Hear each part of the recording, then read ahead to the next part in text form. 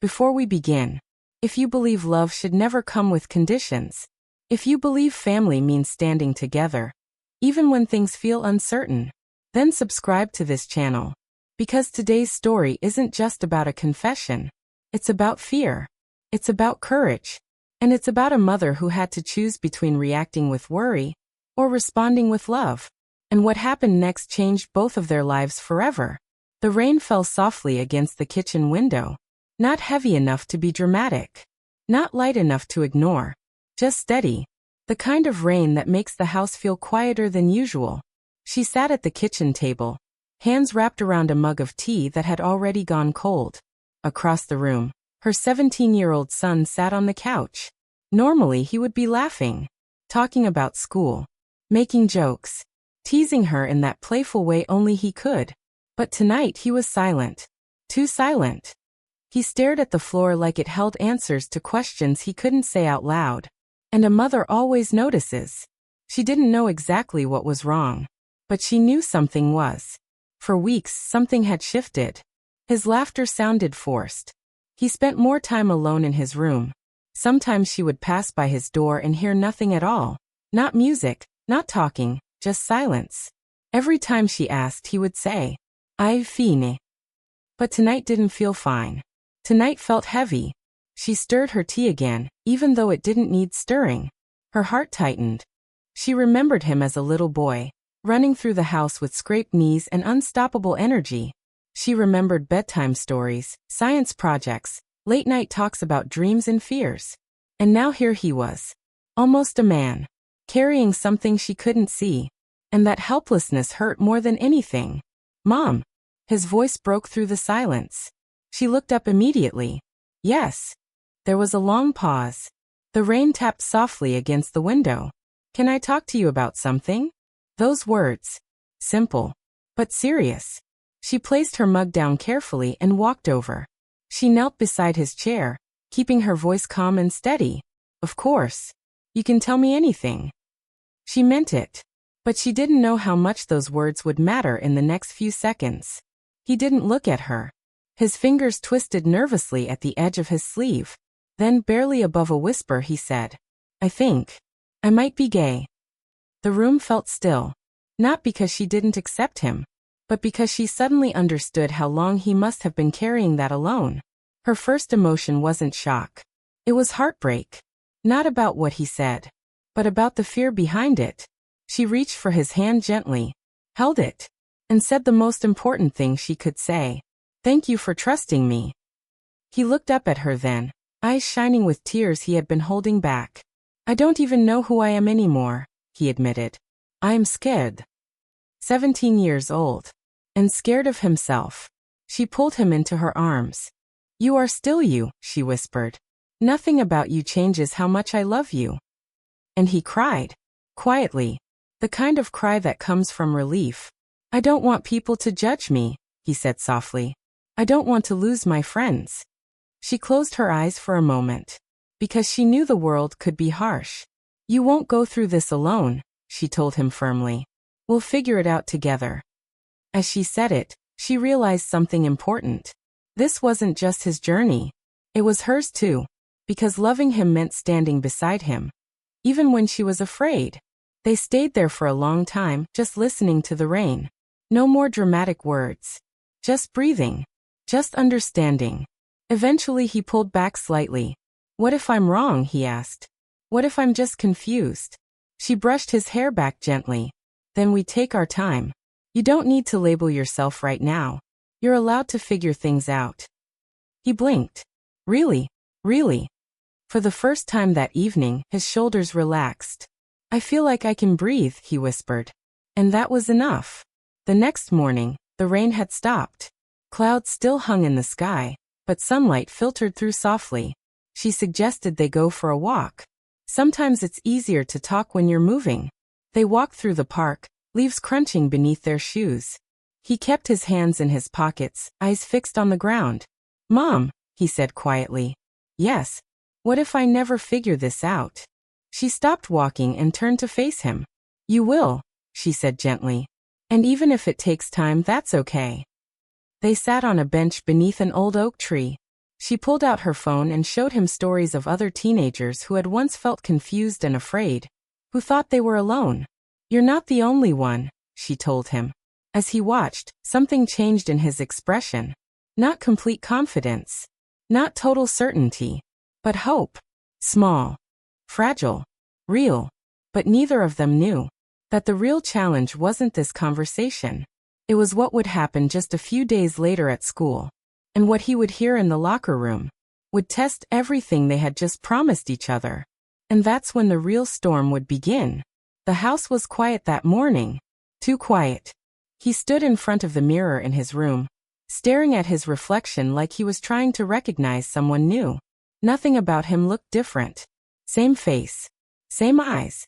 Same nervous habit of biting the inside of his cheek. But everything felt different. Because now he had said it out loud. And once something is spoken, it can't be unsaid. His mother knocked gently on the door. "You ready?" He hesitated. "Yeah." But his voice didn't sound ready. School hallways are loud. Lockers slamming. Shoes squeaking. Laughter bouncing off walls. But when you're carrying fear, everything sounds sharper. He walked beside his friends like he always did. They joked about a math test. They argued about a basketball game. Normal. Completely normal. And that was the hardest part. Because he didn't feel normal anymore. He kept thinking, should I tell them? Should I wait? What if they already suspect something? His stomach tightened. It happened during gym class. The kind of careless conversation teenage boys have when they think no one's really listening. One of them laughed and said something mocking. A joke about someone being too soft. Another added, "Yeah, that's just gay." Laughter followed. Not cruel laughter. Not violent. Just casual. But it hit like a punch. He stood there, pretending to tie his shoe. Pretending he didn't hear it. But his chest felt tight. Because now it wasn't just a word. It was personal. And suddenly he felt exposed. Even though no one knew. That was the moment fear crawled back in. He didn't tell them that day. He didn't say anything. He laughed at a few jokes. Nodded at conversations. Played his part. But the ride home was quiet. When he walked through the front door, his mother saw it immediately. The heaviness. The doubt. The question in his eyes. She didn't rush him. She didn't interrogate. She simply said, "How was school?" He shrugged. "Fine." But she knew that wasn't true. Later that evening, he sat at the kitchen table. The same place where he had confessed days earlier. The same rain-stained window. But tonight, there was no rain. Just silence. "I heard something today," he said quietly. She sat across from him. "What happened?" He explained the locker room conversation.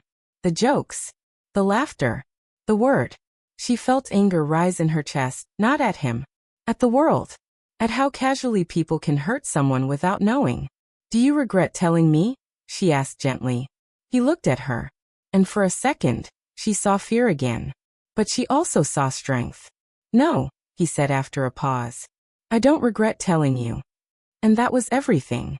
"What are you most afraid of?" she asked. "That I'll lose people." "And what are you most proud of right now?" He frowned slightly. "I don't know." She leaned forward. "I'm proud of you." He blinked. For what? For being honest. For facing something that scares you instead of pretending it doesn't exist. He looked down at his hands. "You don't think I'm different?" She smiled softly. "You are different. You always have been. You're kind. Thoughtful. Brave. That's your difference." A small laugh escaped him. Not forced. Real. The next morning he made a decision. Not a dramatic announcement. Not a public confession. Just one honest conversation. He met his closest friend after school. They sat on the bleachers behind the field.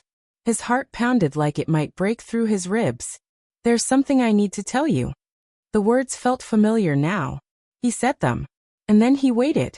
Seconds feel like hours when you're waiting for someone's reaction. His friend blinked. Processed it. And then shrugged. "Okay." He stared at him. "That's it. That's it. You're still you." Relief flooded through him so fast it almost made him dizzy. Not everyone would react that way. He knew that. But someone did. And sometimes one person is enough to remind you that fear isn't always reality. That evening, he came home lighter. Not completely fearless. Not completely certain. But lighter. She noticed it in the way he dropped his backpack. In the way he hummed softly while grabbing a snack. "So?" she asked carefully. He smiled. "I told him." And he didn't care. She felt her eyes sting slightly. Not from sadness. From gratitude. That night, they sat together again. No rain. No storm. Just quiet understanding. "You know," he said thoughtfully, "I think I was more afraid of losing myself than losing my friends." She nodded. "That's usually the real fear." He leaned back in his chair. "I don't have everything figured out. You don't need to. But I'm not scared like I was." She reached across the table and squeezed his hand. "That's growth." He looked at her. "Thanks for choosing love." She swallowed softly. "I'll always choose you." Weeks passed. Some conversations were awkward. Some days were uncertain. But something fundamental had shifted. He walked taller. Spoke more openly. Not loudly. Not for attention. But confidently. And she watched him grow into himself. Not perfectly, not without questions, but honestly. And that was enough. Because the real storm wasn't the rain that night. It was the fear of being alone. And once that fear was gone, everything else became manageable. The world may not always be kind. People may not always understand. But love, real love, creates a safe place strong enough to stand against anything. And sometimes, the bravest thing a person can do is tell the truth.